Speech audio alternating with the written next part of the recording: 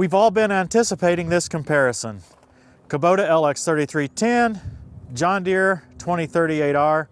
I feel like the first question we have to address is this a reasonable comparison? Is it the right comparison? Is it a decent comparison? Is it a good comparison? We'll answer those questions in this episode. Let's get started.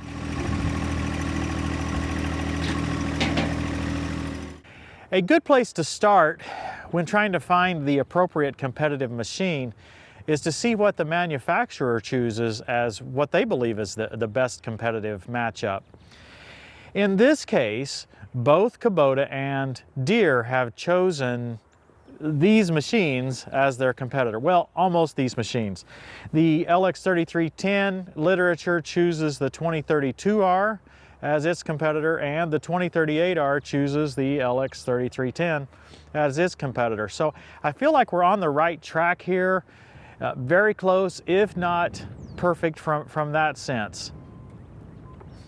Let's try another angle. So let's say you're looking at the 2038R and you're trying to determine which machines might be appropriate competitors from Kubota.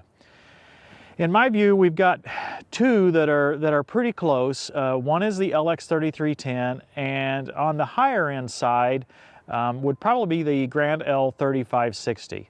Now this is a relatively high featured tractor, and so are the two Kubotas that I think are closest.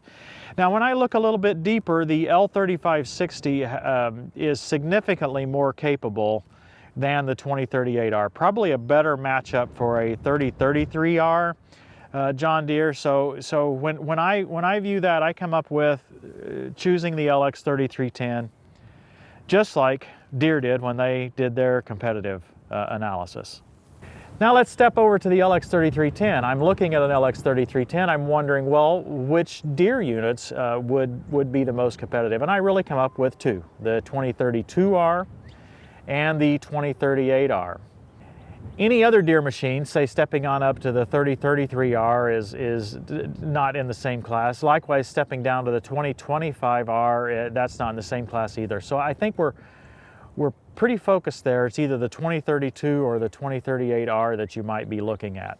Now, the 2032R and the 2038R are essentially identical.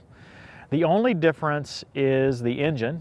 Believe it or not, the engine's a little smaller in the 2038R than the 2032R, but it adds a turbocharger. So it gets a little bit more horsepower. Rated horsepower on the 2038R at the engine is just about 37, almost 37. The rated horsepower on the 2032R is just less than 31. Engine horsepower on this machine, the 3310, is about 31 as well. Now, having said that, my personal opinion is that engine horsepower is irrelevant. There, I said it. We can't test the engine horsepower unless we get the engine out of the machine and have some special way to do that test. We can't verify that the engine horsepower is making it to the ground or any other way, so I just don't think engine horsepower is useful to us. PTO horsepower, on the other hand, is measurable, and we'll be able to dramatically see the difference. So we should be able to tell on a given attachment if one machine has more PTO horsepower. We should be able to notice it. So let's talk PTO horsepower on these two machines. This one is rated at 27 PTO horsepower. The 2038R is rated just above 30, about 30 and a half, 31. And the 2032R is rated at 24 or 24.2. So 30 and 24 for the two competitors here. 27 for this one puts it right in the middle from a PTO horsepower comparison. So either comparison here would be fair. That's the only difference between this 2038R and a 2032R. So the additional horsepower won't make any difference on loader lift capacity, turning radius, any other specification on the tractor. Won't make any difference. The only possible exception, and I don't know about this, is drawbar pulling power. I actually don't think it will make any difference there, but I'm not sure. We need to find a way to test that. Let's move on to some other specs. According to the specifications, the Kubota has an advantage in 3-point hitch lift capacity, about 200 pounds. Now, I had to dig pretty deep here because I saw some errant information, or at least some disagreeing information on the Deere 3-point hitch lift capacity. We'll clear this all up with an actual test at some point in this comparison.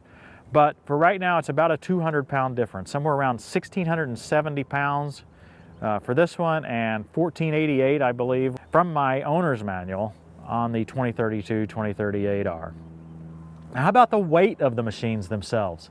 I think this is without loader, but the Deere comes in a good bit heavier, somewhere around 2450, and this one comes in just over 1,900 pounds. Again, I believe this is without loader. And when you begin to look closer, you can actually see some areas where there could be some weight differences in these machines. Actually, the weight difference is the biggest difference I see in any of the specs as we go forward. Hey, let's talk about an important difference to you that I did not discuss in the BX versus 1025R comparison. Let's talk about price. I asked a Deere dealer to quote me a brand new 2038R and a Kubota dealer to quote me a brand new LX3310. I'm not going to quote the exact prices from either one, but I can say that it was between $2,000 and $3,000 more for this machine than this machine. Okay, so that should give you some, indication there of where that goes. Now, there's many options, and some of the options that I saw are priced differently between the two. So a given option might be less expensive here than here, or the other way around. So your actual pricing on your configuration might not turn out to be that way, and your dealers in your area may be more eager to sell or less eager to sell, depending on availability this year and many other factors as well.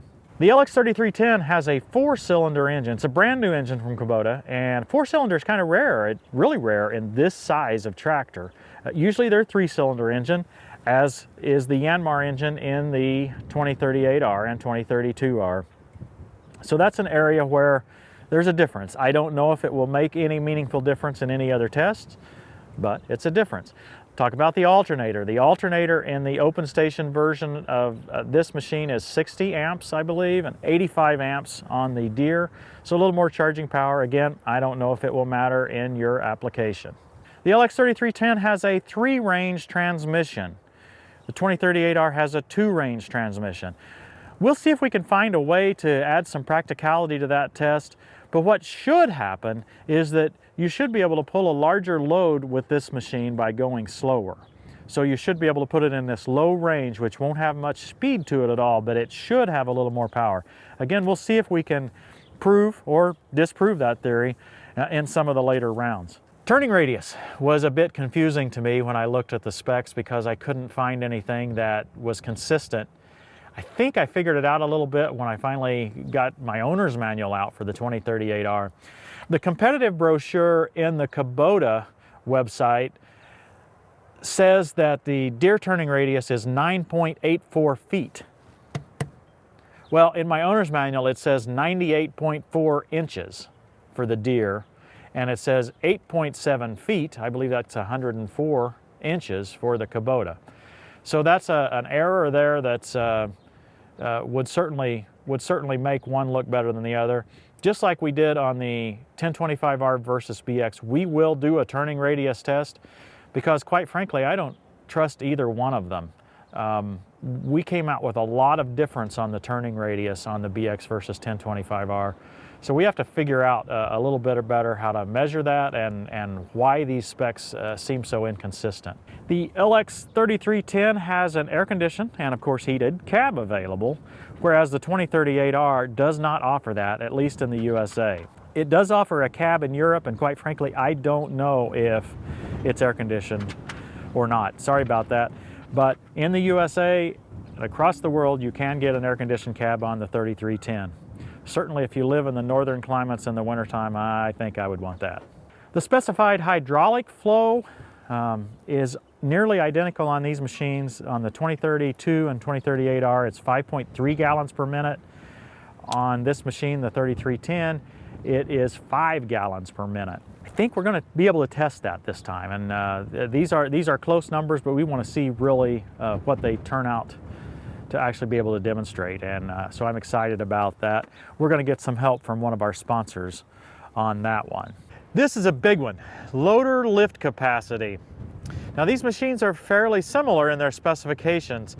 I focus on the measurement that's whatever, 19.7 inches, 500 millimeters ahead of the hinge point here. On the LX3310 with 535 loader, it is 769 pounds to maximum height.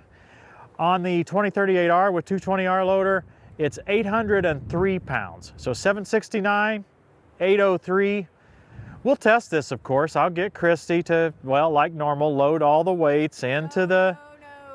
Oh, I guess she's not going to do that, so I'll have to do it myself. No, no problem. I probably need the exercise anyway. We feel like putting the weights in the bucket is the most accurate way to do this test.